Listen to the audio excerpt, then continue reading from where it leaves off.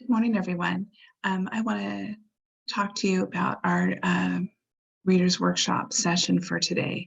So we're still working in series book clubs. Obviously, this one is session 4. Think about what the characters say and do. So imagine we're in our classroom together. I know, a big stretch because I've been in the classroom in a long time. But imagine that all of a sudden we see some familiar faces at our doors. Familiar friends. We have Junie B. Jones, we have Pinky and Rex, and Henry and Mudge.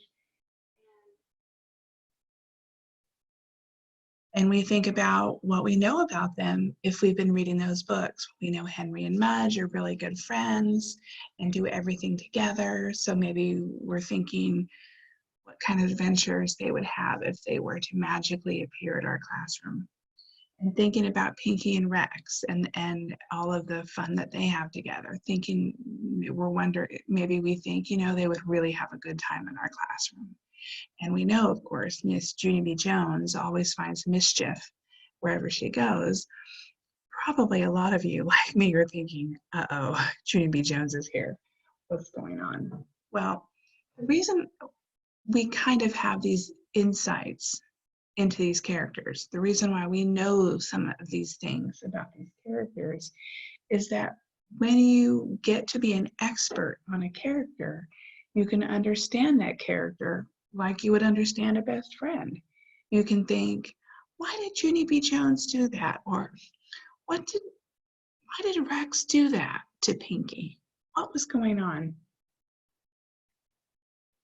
And another way to think of that is, have you ever been in a conversation with a group of kids, maybe here at school or playing in your neighborhood, and you look over at your best friend and you see that he or she is looking really upset or really mad. And for a moment you think, why are they mad? But then because this is your best friend, someone you know really well, you can think back over everything and say, oh, now that I think back, I think I know what got them so upset. That's what it means to be a best friend. You get the person. You can figure out why that friend does stuff. If they get up from the group and walk away slamming the door, when they go home, everyone else is saying, what's wrong with so-and-so? And they don't know. Well, you're Billy's or Mary's best friend or Tommy's best friend, so you think, I know. Well, that's how I want you to think about the characters in book series. And so today we're going to read on in, we're going to move into Frog and Toad. And we're going to read the chapter that is called The Kite from Days with Frog and Toad. And I want you guys to think about what we're learning about the characters so we can understand them even better. We can ask why questions and answer them too. So I want to just quickly recap, kind of walk through the part, and then we're going to go up a couple pages. So Frog and Toad, they go out to fly a kite, and they decide who's going to run, who's going to hold the string. Toad runs, but the kite doesn't go up in the air. The robins are laughing at him, and Toad wants to give up. So Frog says, let's try again, and he gives them some advice for waving the kite over your head, and maybe that will make it fly, but it still falls onto the ground, and the birds are still laughing at him and making him doubt himself. And so now we come to page 22 over here, and we know that they're trying to fly the kite, but it won't get off the ground, and Toad just wants to give up. As I read, think about what the characters are doing and saying and feeling. Then ask yourself why to help you understand them a little better. Toad ran back to Frog. This kite is a joke, he said. It will never get off the ground. We have to make a third try, said Frog. Wave the kite over your head and jump up and down. Perhaps that will make it fly. Let me pause here, or let me stop here. I know that frog is helpful. We've seen that in the other chapters. So now I'm going to think about him, and I'm going to ask that why question. I want you guys to push yourself to have a thought here. I'm wondering something. Why is Frog so patient with Toad?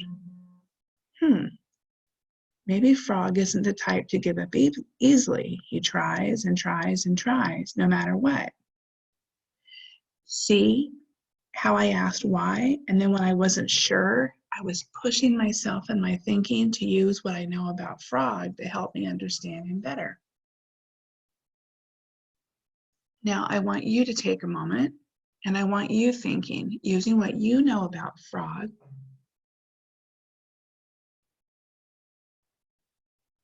think about what's going on, ask yourself why, and see if you are wondering something.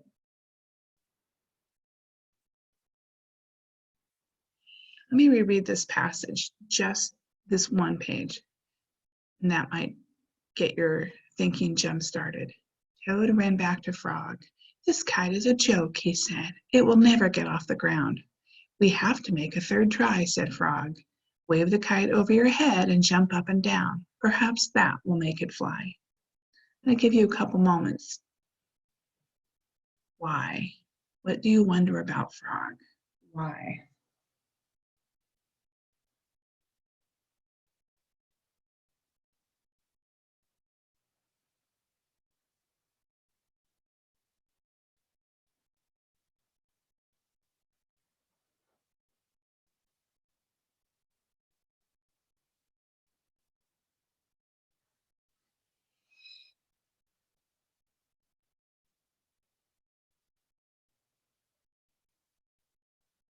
Okay, I hope you had a thought.